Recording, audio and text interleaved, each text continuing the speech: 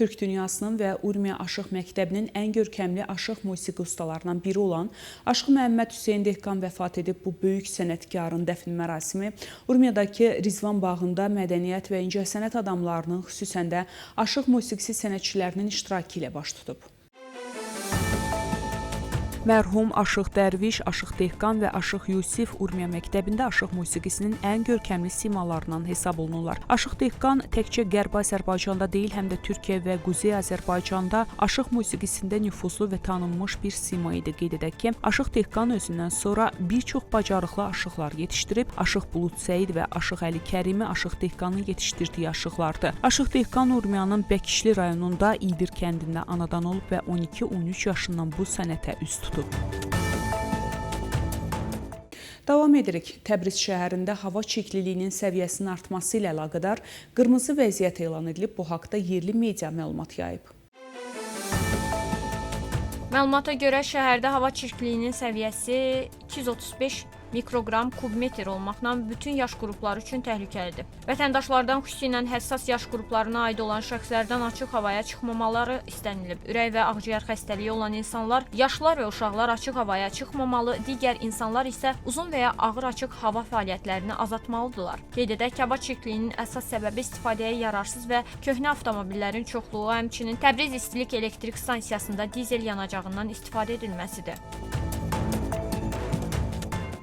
Noyabrın 21-dən Şərqi Azərbaycan əyalətinin Culfa rayonunun Nəmniq kəndi ərazisindən başlayan meşə yanğınını söndürmək hələ də mümkün olmayıb və yanğın daha geniş ərazilərə yayılıb. Bu haqda yerli media məlumat yayıb.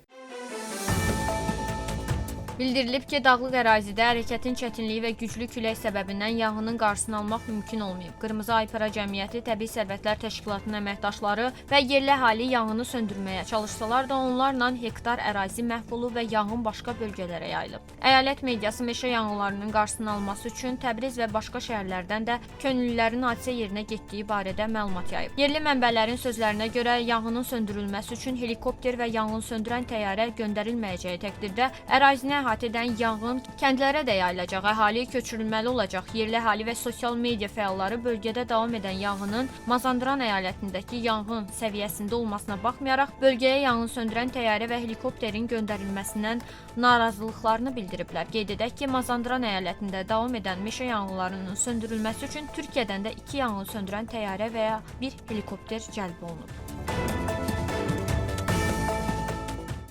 Ölkədə baş verən yanğınların qarşısının alınması üçün niyə yetərli qədər texnika və yanğın söndürən helikopterlər yoxdur?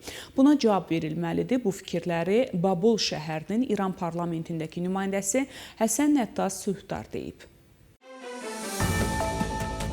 Məsul qurumlar ixtisaslaşmış avadanlıq almaq əvəzinə minimal imkanlarla fəaliyyət göstərir. Yanğın söndürmə helikopterlərinin alınması üçün büdcədən vəsait ayrılsa da, helikopterlər alınmayıb və indi bu büdcənin hara xərcləndiyi müəyyən edilməlidir deyə millət vəkili tələb edib. O, baş verən hadisələrlə mübarizə üçün ölkədə vahid komandanlığın olmadığını və əlaqədar dövlət qurumları arasında koordinasiyanın zəif olduğunu bildirib. Hirkan meşələrində baş verən son yanğın mütəxəssislərin xəbərdarlıqlarına məhəl qoymamağın, avadanlıq çatışmazlığının və profilaktik idarəetmənin olmamasının nəticəsidir. Qeyd edək ki, yanğınların qarşısını alına bilməməsi İranlı sosial media istifadəçilərinin də ən çox müzakirə etdiyi mövzulardan birinə çevrilib. Onlar ölkənin illik büdcəsinin əhəmiyyətli hissəsinin raket və nüvə proqramına ayrıldığı halda yanğın, daşqın, zəlzələ və başqa bu kimi hadisələrin fəsadlarının aradan qaldırılması üçün texnika və avadanlıqlara minimum vəsait ayrılmadığını tənqid ediblər.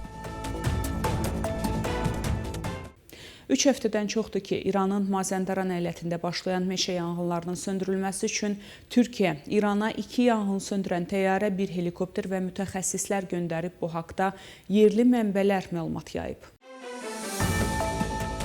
Məlumata görə İranın Noşəhər şəhərinə çatan Türkiyə helikopter və təyyarələri bugün səhər saatlarında Ərdəbil şəhərində yanacaq doldurduqdan sonra yanğınların davam etdiyi bölgəyə qayıdıblar. Türkiyənin İrana ilk yardım göndərən ölkə olmasına baxmayaraq İran mediası daha çox Rusiyanın hələ İrana çatmamış yanğın söndürən təyyarəsi barədə çoxsaylı məlumatlar paylaşıb. Qeyd edək ki, 19 may 2024-cü ildə İranın keçmiş prezidenti İbrahim Rəisinin helikopterinin qəzaya uğramasından sonra da oxşar hal yaşanmışdı. Türkiyənin göndərdiyi PUA helikopterin və həlak olan sərnişinlərin qalıqlarının aşkarlanmasında əsas rol oynasa da İran rəsmiləri bunu inkar etmişdilər. Xəbərlərimiz davam edir. Prezident Məsud Pezeşkiyan ölkə rəhbəri Əli Xamneyinin icazəsi və Səudiyyə Ərəbistanı vəliəhdi Məhəmməd bin Salman vasitəsilə ABŞ prezidenti Donald Trumpa məktub göndərib. Bunu İran parlamentinin keçmiş üzvü Mustafa Kəvakəbyan Əsri İran saytına müsahibəsində deyib. Bin Salman ABŞ prezidentinə Vaşinqtona son səfəri zamanı bu mesajı çatdırıb və məktubda Pezeşkiyan İranın ilkin şərt olmadan danışıqlara hazır olduğunu nəzərə çatdırıb deyə İranlı siyasətçi iddia edib. Qeyd edək ki, Səudiyyə mənbələri də məktubun alındığını təsdiqləyiblər, ancaq onun məzmunu ilə bağlı açıqlama verməyib. Eyni zamanda İran Xarici İşlər Nazirliyinin sözçüsü İsmail Bəqai dünən mediaya verdiyi açıqlamada məktubun Amerika ilə vasitəçilik haqqında olmadığını iddia edib və yalnız Səudiyyə Ərəbistanı ilə ikitərəfli məsələləri ehtiva etdiyini söyləyib. İran Kəşfiyyat və Təhlükəsizlik naziri İsmail Xatib Amerika və İsrail də daxil olmaqla xarici düşmənlərin Əli Xamneyə qarşı və İranda sabitliyi pozmağa yönəlmiş səylər barədə xəbərdarlıq edib. Bu haqda İranın rəsmi dövlət mediası məlumat yayıb. Düşmən rəhbərliyi bəzən sui-qəsdlərlə, bəzən də şəxsiyyət terroru ilə hədəf almağa çalışır, nazir deyib. Qeyd edək ki, İran rəsmiləri tez-tez xarici güclərin sui-qəsdlərindən danışsalar da, Xameneyinin həyatına qarşı təhdidlər məsələsi iyun ayında İsrailin İrana hücumu zamanı gündəmə gəlib. İsrail və Amerika isə 12 günlük müharibə və ondan sonraki həftələr ərzində bunkerdə gizlənən Əli Xameneyini öldürmək planlarının olmadığını bildirdilər. Buraxılışımız davam edir. Bugün Türk dünyası özünün yüksəliş dövrünü yaşayır. Bu fikir Azərbaycan prezidenti İlham Əliyevin noyabrın 24-də Bakıda keçirilən Türk Dövlətlər Təşkilatına üzv ölkələrinin qeyri-hökumət təşkilatlarının həmrəylik forumunun iştirakçılarına müraciətində yer alıb. Azərbaycan prezidenti qeyd edib ki, 5 il əvvəl qazandığımız Qarabağ zəfəri türk xalqlarının ümumi sevinci və qürur mənbəyidir. İnanıram ki, hazırda yenidən qurulan Qarabağ və Şərqi Zəngəzur iqtisadi rayonları açılacaq. Zəngəzur dəhlizi türk dövlətləri arasında əməkdaşlığın inkişafında və möhkəmləndirilməsində mühüm rol oynayacaqdır, deyə dövlətimizin başçısı vurğulayıb. Türk dünyası bugün bir araya gəlir. Bu barədə prezidentin köməkçisi, prezident administrasiyasının xarici siyasət məsələləri şöbəsinin müdiri Hikmət Hacıyev noyabrın 24-də Bakıda keçirilən Türk Dövlətlər Təşkilatına üzv ölkələrin QHT-lərinin həmrəylik forumunda bildirib. İnsanlararası təmasların vacib tərkib hissəsi və aparıcı qüvvəsi olan qeyri-hökumət təşkilatları və vətəndaş cəmiyyəti institutlarının bir araya gəlməsi bu əməkdaşlığın əsasını qoyur və bundan sonraki fəaliyyət üçün möhkəm zəmin yaradır, o qeyd edib. O əlavə edib ki, Türk Dövlətləri Təşkilatı çərçivəsində Azərbaycanın çoxşaxəli əməkdaşlığı var. 34 istiqamət üzrə dövlət təşkilatlarını bir araya gətirən müxtəlif formatlar mövcuddur, lakin qeyri-hökumət təşkilatlarını birləşdirən belə bir format indiyədək olmamışdı. Bugün böyük məmnuniyyətlə deyə bilərik ki, Türk dünyasını bir araya gətirən insanlararası təmasların vacib tərkibi və aparıcı qüvvəsi olan qeyri-hökumət təşkilatları, sivil vətəndaş cəmiyyəti təşkilatları ilə birlikdə bu formatın əsası yaradılır, deyə Hikmət Hacıyev bildirib.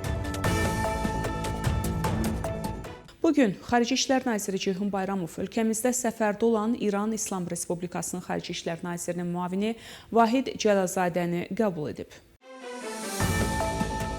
Xarici İşlər Nazirliyindən verilən xəbərə görə görüş zamanı iki ölkə arasında ikitərəfli və çoxtərəfli əməkdaşlıq gündəliyi, eləcə də regional məsələlər müzakirə olunub. Azərbaycanla İran arasında dost münasibətlərinin inkişafında ölkə liderləri arasında təmasların, o cümlədən mövcud siyasi dialoqun və parlamentlərarası əlaqələrin vacibliyi, ümumi maraq kəsb edən məsələlərin müzakirəsinin əməkdaşlığın genişləndirilməsinə töhfə verdiyini vurğulayıb. İran İslam Respublikasının prezidenti Məsud Pezeşkiyanın ölkəmizə bu il həyata keçirdiyi iki səfərin münasibətlərə əlavə təkan verdiyi qeyd olunub. İki ölkə arasında siyasi, iqtisadi, ticarət, enerji təhlükəsizliyi, nəqliyyat və kommunikasiya sahələri üzrə əməkdaşlığın perspektivlərini müzakirə edən tərəflər, xüsusilə Azərbaycan və İran tərəfindən icra olunan bir sıra layihələrin regionumuzdan keçən nəqliyyat dəhlizlərinin inkişafında mühüm rol oynayacağını bildiriblər. Görüşdə həmçinin qarşılıqlı maraq doğuran digər məsələlər ətrafında fikir mübadiləsi aparılıb. Sülh körpüsü təşəbbüsü çərçivəsində Bakı və İrəvana Azərbaycan və Ermənistan vətəndaş cəmiyyətlərinin nümayəndələrinin və ekspertlərinin daimi əsasda qarşılıqlı səfərləri təşkil olunacaq. Bu barədə bugün İrəvanda keçirilən mətbuat konfransında noyabrın 21 və 22-sində 4 nəfərdən ibarət qrupun tərkibində Bakıya səfər edən vətəndaş cəmiyyəti nümayəndələri qrupunun üzvü Arik Koçinyan bildirib. O qeyd edib ki, həm Ermənistanda, həm də Azərbaycanda səfərin təşkilində və təhlükəsizliyin təmin edilməsində müvafiq qurumlar iştirak edib. Biz Azərbaycanlı həmkarlarımızdan İrəvanda özlərini necə hiss etdiklərini soruşduq. Onlar tam təhlükəsiz hiss etdiklərini bildirdilər. Mən də bizim təhlükəsizliyimiz haqqında eyni sözləri deyə bilərəm. Daha əvvəl İstanbulda mühüm rol oynadığımız kimi bugün də eyni konstruktiv mövqeyi qorumağa hazırıq. Bu fikirləri Türkiyə Prezidenti Rəcəb Tayyib Ərdoğan G20 liderlər zirvə toplantısının ardından Yohannesburqdan qayıdarkən mətbuatın suallarını cavablandırarkən deyilib. Ərdoğan Türkiyənin prosesə müsbət təsir göstərdiyini bildirib. Biz inanırıq ki, razılaşdırılmış məsələlər və müsbət gündəm üzərində başlayan danışıqlar yolu ilə barışığın mümkün olacağına inanırıq. Əgər hər kəs üçün qənaətbəxş bir təməl qurularsa, qalıcı həllin qapısı açılacaq. Sülh tərəfdaşları üçün son yollar açılacaq. Prosesə müsbət təsir edən Türkiyə olaraq daha əvvəl İstanbulda əhəmiyyətli rol oynadığımız kimi bugün də eyni konstruktiv mövqeyi qorumağa hazırıq deyə Ərdoğan qeyd edib. Davam edirik. Almaniya kansleri Friedrich Merz bildirib ki, Ukrayna üzrə Cenevrədə aparılan danışıqların çox gərgin keçdiyi barədə məlumatlar alır. Merz bu fikirləri Sat 1 telekanallarına müsahibəsində səsləndirib. O ən azı atəşkəs barədə birgə mövqeyinin razılaşdıracağına ümid etdiyini deyib. Eşidirəm ki, danışıqlar son dərəcə çətin keçib, çünki vaxt çox azdır və məqsəd mümkün qədər tez ən azından atəşkəsə nail olmaqdır. Merzin fikrincə atəşkəs razılaşması əldə olunarsa, bu Rusiya ilə mahiyyət üzrə dialoqun başlamasına şərait yaradacaq. Baltik dənizində Finlandiya və Estoniyanın ərazi sularında NATO-nun Freezing Winds 25 hərbi dəniz təlimləri start götürüb. Bu barədə Finlandiya Müdafiə Nazirliyi məlumat yayıb. Dekabrın 4-dən davam edəcək təlimlərdə Belçika, Danimarka, Almaniya, Latviya, Litva, Niderland, Polşa, ABŞ, Fransa və Estoniyaya məxsus ümumilikdə 20 hərbi və dəstək gəmisi, eləcə də NATO-nun mina əleyhinə SNM CMC1 qrupu iştirak edir. Təlimlərə ümumilikdə 5000-ə yaxın hərbiçi cəlb olunub. Nazirliyin açıqlamasına görə manevrlərin əsas məqsədi dəniz kommunikasiya xətlərinin və kritik infrastrukturun təhlükəsizliyinin təmin edilməsidir.